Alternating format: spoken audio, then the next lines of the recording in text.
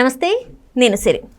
Daaku Maharaj. So ఈ trailer వచ్చినాక ఎట్లున్నదంటే ఇక అరుపులే మెరుపులే ఉరుములే అన్నట్టు ఉన్నది. ఎందుకంటే ట్రైలర్లో నాలుగు ముక్కలు మాట్లాడిండు బాలకృష్ణ.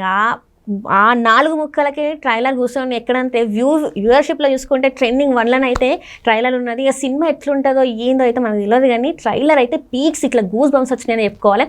ఇక బాలకృష్ణ గారు ఈ సినిమాలో ఎట్లుండబోతుంది, ఏంటి ట్రైలర్ చూసినాక ఎట్లా అనిపించింది అని మనతో వివరించడానికి, మనకి తన ఫీలింగ్ ఎట్లున్నదో చెప్పడానికి ఈరోజు మనతో పాటు ఉన్నారు ప్రముఖ సినీ క్రిటిక్ దాసరి విజ్ఞాన్ గారు. నమస్కారం అండి. నమస్తే.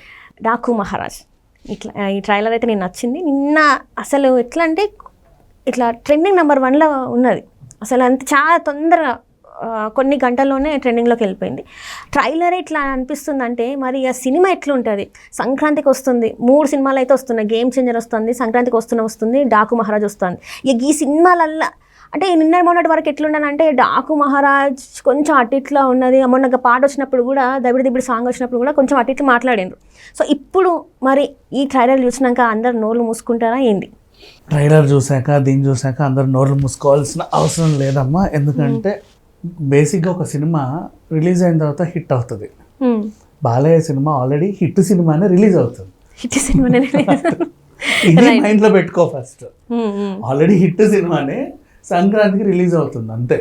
ఓకే, అది ఎలా అంటే ఆయనకున్నటువంటి ఈ ఏజ్లో ఆ ఎనర్జీ, పైగా ఒక సినిమా చేయడానికి అసలు టైటిల్ ఎప్పుడు పెట్టారమ్మా? లాస్ట్ మంత్ మొన్న టైటిల్ పెట్టారు, అసలు ఏమైందో కూడా తెలియదు. 6 నెలలు 4 నెలలు 3 నెలలలో మహా సినిమాలు పూర్తి చేస్తున్నాడు. గౌతమిపుత్ర శాతకర్ణి సినిమా 45 రోజుల్లో కంప్లీట్ అయింది అంటే ఆ క్రెడిట్ డైరెక్టర్కి ఇవ్వచ్చిన సగానికి సగం హీరోకి కూడా దక్కాలి. వీళ్ళు ఆ సహకారం అందించకపోతే డైరెక్టర్ ఏం చేయలేడు కదా. దట్ అండ్ నెక్స్ట్ అలా అన్నీ మనం ఎన్ని చూసాం. కళ్ళు మూసి తెచ్చినా బాలయ్య సినిమా వస్తుందమ్మా, సంవత్సరానికి 1 2. అఖండ 2 పోతే దీని ట్రైలర్ వస్తుంది, దీని ట్రైలర్ పోతే అదేదో వస్తుంది, ఇదేదో వస్తుంది.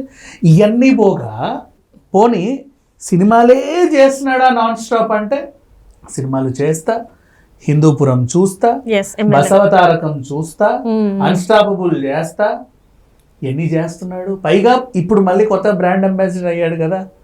ఆ ప్రమోషన్స్ చూస్తా. మొన్న వారాహి అది ఆ ఓపెనింగ్ అయింది రోడ్ నెంబర్ 10 మీద. అవి అవేగా జ్యువెలర్స్ ఇంకేవేవో ఇవన్నీ చేస్తా. అసలు ఈ ఏజ్లో ఇంత ఎనర్జీగా ఉండడం, ఇంత బిజీ స్కెడ్యూల్స్ పెట్టుకోవడం అంటే డాకు మహారాజులో ఎక్కడ కూడా డూప్ యూజ్ చేయకుండా ఆ ట్రెక్కింగ్ కావచ్చు, ఆ తాడుతో వేలాడి అదంతా కూడా డైరెక్టర్ గారు చెప్తున్నారు. ఎక్కడ కూడా డూప్ని వాడలేదు, అన్నీ ఆయనే చేశాడు. అది అసలు ఎట్లా సాధ్యమైంది? సాధ్యమవుతుంది అంటే అమ్మ, మనం ఎక్కడి నుంచి వచ్చాము, మనం ఏంటి అనేది జనాలకి తెలుసు. మన బ్లడ్ ఏంటి, మన బ్రీడ్ ఏంటి అనేది జనాలకు తెలుసు. అస్తమాను మా నాన్న, మా తాత, మా పిన్నాన్న, మా పెద్దనాన్న అని చెప్పుకుంటూ మూలాలు మర్చిపోకుండా తిరగండి అనే క్యారెక్టర్ కాదు బాలకృష్ణది. అవునా?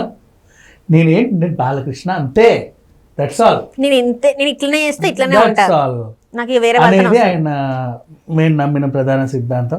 ఏం చేయాలో ఆయనకు తెలుసు.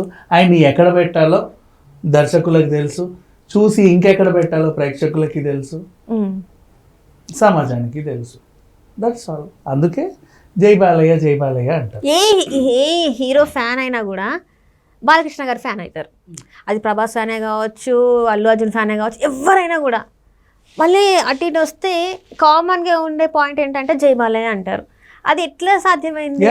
చెప్పుకోరమ్మా, ఎప్పుడూ చెప్పాడు. ఒకనొక సందర్భంలో మా తమ్ముడు గారు, మా అన్నగారు వచ్చి నాకు ఇలా చెప్పాడు, నా కొడుకు నాకు ఇలా చెప్పాడు, మా వాళ్ళు ఇలా చెప్పారు, వీళ్ళు ఇలా చేశారు, మా వాళ్ళు.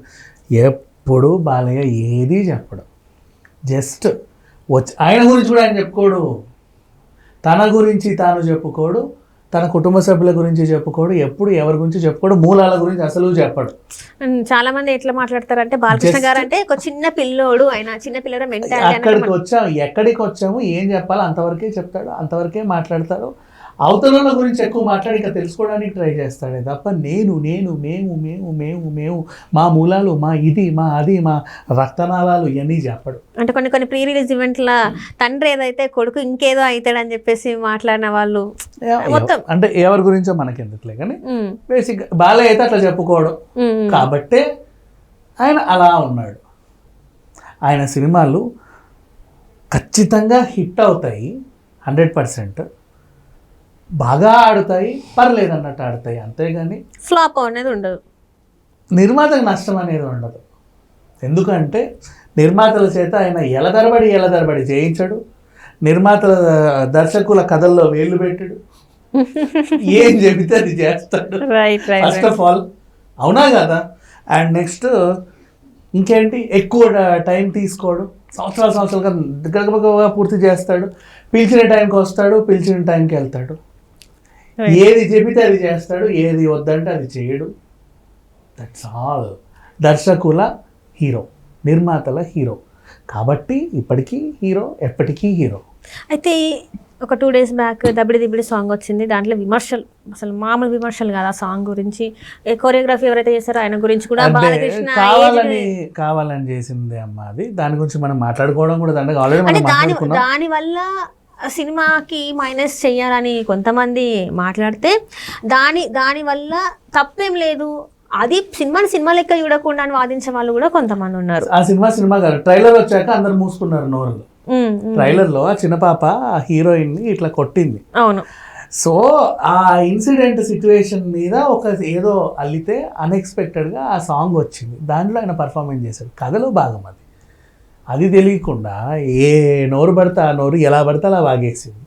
సరే, వాళ్ళ గురించి మనకు అనవసరం.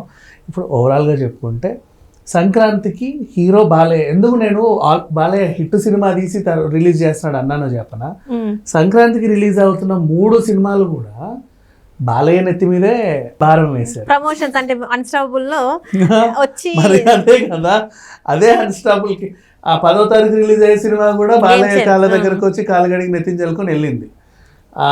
నెక్స్ట్ రిలీజ్ అయ్యే సినిమా కూడా ఇక్కడికే వచ్చింది, బాలయ్య సినిమా కూడా 12వ తారీఖు. అది సంగతి. సో మిగతా వాళ్ళు హిట్ కోసం ఇక్కడికి వచ్చారు, హిట్ కోసం ఎక్కడికి వెళ్తారు, హిట్ ఉన్నోడి దగ్గరికి వెళ్తారు. సో బాలకృష్ణ దగ్గరికి ఆల్రెడీ హిట్ ఫస్ట్ ప్లేస్ లో ఉన్నాడని చెప్పేస్తున్నారు. దట్స్ ఆల్, ఇంకా అంతమించి ఇంకేముంది. సో ఈసారి సంక్రాంతికి పండగ వాతావరణం సృష్టించేది మాత్రం Daaku Maharaj. Obviously first of all Daaku Maharaj కంటే కూడా వెంకటేష్ సినిమాకి ఎక్కువ ఫ్యామిలీస్ వెళ్తారు. ఓకే, అది ఖచ్చితం, సీరియస్. అంటే కొన్ని ఒప్పుకోవాలి, ఊరికే డప్పు కొట్టద్దు, అది ఒప్పుకోవాలి. ఫ్యామిలీస్ మొత్తం కలిసికట్టుగా పిన్నులు, పెద్దమ్మలు, బాబాయిలు, అత్తయ్యలు అందరూ కలిసి చక్కగా ఇట్లా వెళ్ళి చూసే సినిమా బ్లైండ్గా వెంకటేష్ సినిమా, అనిల్ రావిపూడి సినిమా.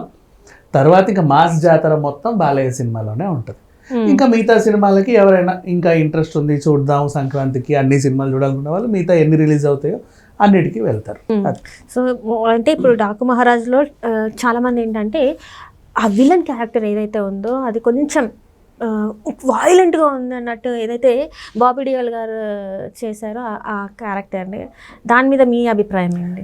మెత్తగా ఉంటే విలన్ పేలవంగా ఉన్నాడు, హీరో మీద చిన్నపోయాడు అంటారు. గంభీరంగా ఉంటాడో వీడు మరి ఇంటున్నాడు, ఇంటి కరుడు కొట్టిన రాక్షసుడులా అంటారు. విలన్ ఎలా ఉండాలో వీళ్ళే చెప్పాలి, హీరో ఎలా ఉండాలి వీళ్ళే చెప్పాలి. ఆ కథ కూడా వీళ్ళే చెప్పమని, ఇంకా సినిమా ఎందుకో మరి. విలన్ అంటేనే అది ఉండాలి. పైగా బాబీ ఎందుకు ట్రై చేశాడో కూడా ఆయన వ్యక్తిగత, ఇప్పుడు నటుడికి ఆ సినిమా ఎంత ముఖ్యమో ఆయన వ్యక్తిగత కెరీర్ కూడా అంతే ముఖ్యం.